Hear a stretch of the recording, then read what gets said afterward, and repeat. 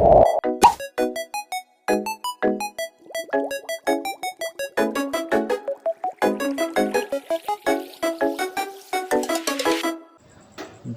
morning, everyone.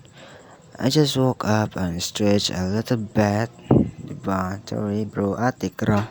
Ganina ako ni mata na unsa lang natog pa ka. So, fix my messy hair so that I would look so cool. Diba? Ana na. Bro, ate, kra. And I'm gonna get up now to fold my bed sheet and stuff. So, dihan dapitan no, naitulid ta gamay, ana raw na. Dia abe ko pagtahan nga gitaya na, butang lustre de garon na. So, dinha ano. Then I went to the living room.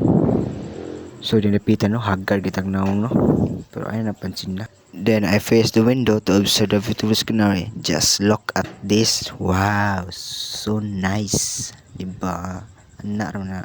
So, diyan tanaw ka sa salamin. Kung okay ba tong looks. So I started doing the activities so early. I stretched and I stretched, exercise and exercise to enhance some of my bones. So naraman na, di ba?